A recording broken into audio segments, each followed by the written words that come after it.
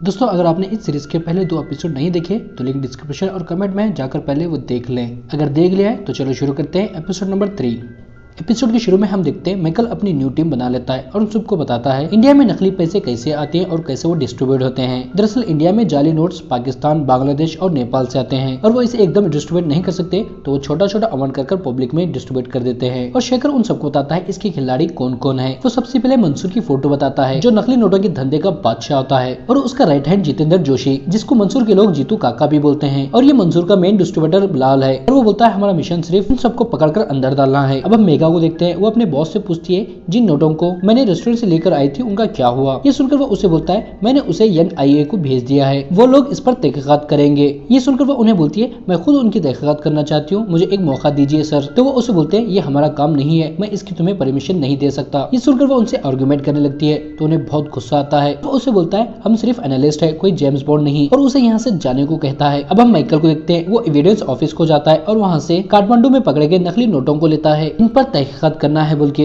लेकिन वो उन पैसों से जाकर 2 आईफोन खरीदता है और एक अपने ऑफिसर शेखर को देता है और दूसरा अपने बेटे के लिए रखता है। दरअसल उसके बेटे का बर्थडे होता है तो वो उसे गिफ्ट में ये आईफोन देना चाहता है। अब हम सनी और फेरोज को देखते हैं। वो गुजरात के MLA के पास जाते हैं। वहाँ पर वो MLA उन्हें 20 करोड़ रुपए बना कर देने का ऑर्डर देता है, तो ये लोग उसे हाँ कर देते हैं। लेकिन बाहर आने के बाद उन्हें पता चलता है पैसों की डिलीवरी भी इन्हें ही करनी है, तो यहाँ पर वो पैसों का रेट बढ़ा देते हैं, तो वो भी मान जाता है। आगे हम देखते हैं यासिर चाचा इनको गुस्सा करते हैं इतना बड़ा ऑर्डर लेने के लिए, लेकिन यहाँ पर सनी उन्हें मना लेता है। लेकिन इनके पास 20 करोड़ रुपए छापे जितने पेपर नहीं होते और अब ये बार बार चोरी भी नहीं कर सकते, तो सनी उन्हें बोलता है हमें इस बारे में कुछ सोचना पड़ेगा। अब हम माइकल को देखते हैं। वो जाकर अपने बेटे से मिलता है और उसे फोन गिफ्ट करता है। ये देखकर उसका बेटा बहुत खुश होता है। और यहाँ पर बर्थडे खत्म होने के बाद माइकल और उसकी बीवी की बातों से हमें पता चलता है माइकल अपने खुद के बेटे के बर्थडे में इन्वाइट नहीं था, और हमें पता चलता है इसके और उसके बीवी के बीच में कुछ भी अच्छा नहीं चल रहा, और उसकी एक ही वजह होती है ये अपनी फैमिली को बिल्कुल भी टाइम नहीं देता, जिसकी वजह से इनके बीच अब डिवोर्स तक बात आ गई होती है। हम मेगा को देखते हैं। उसे मेल आता है माइकल की नई टीम के बारे में।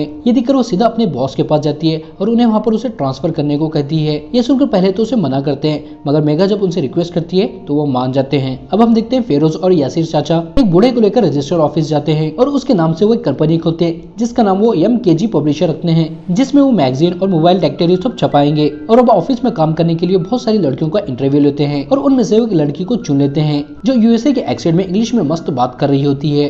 और अब हम मेगा को देखते हैं। वो माइकल के पास जाती है उसकी टीम में काम करने के लिए और उसे वो अपना रिज्यूम देखती है जिसमें वो दिखता है वो बहुत टैलेंटेड है और उसे कोई भी बड़ी कंपनी में इजीली से काम मिल जाएगा, इसमें इसको बहुत ज्यादा सैलरी भी मिलेगी। ये सुनकर वो उसे बोलती है ये सच है, लेकिन मैं अपने देश के लिए कुछ करना चाहती हूँ। और उसे वो बोलती है आपकी टीम में कोई भी नहीं है जो नकली नोट को पहचान सकता है, मैं आपके लिए काम कर सकती हूँ, मैं नकली नोटों को पहचानने में एक्सपर्ट हूँ।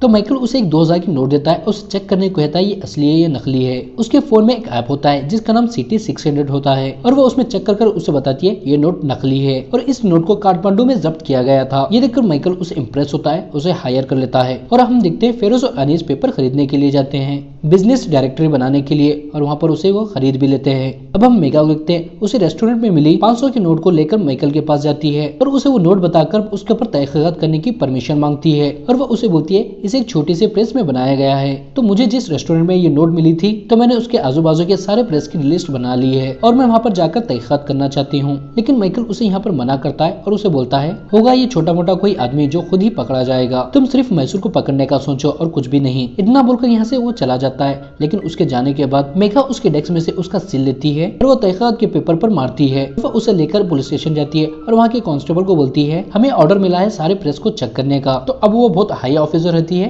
तो वो उसकी बात मान लेता है और वो सारे प्रेस को चेक करने जाता है और अब वो बहुत सारे प्रेस को चेक भी कर लेते हैं और अब आखिरी में सिर्फ क्रांति प्रेस ही बचा हुआ होता है।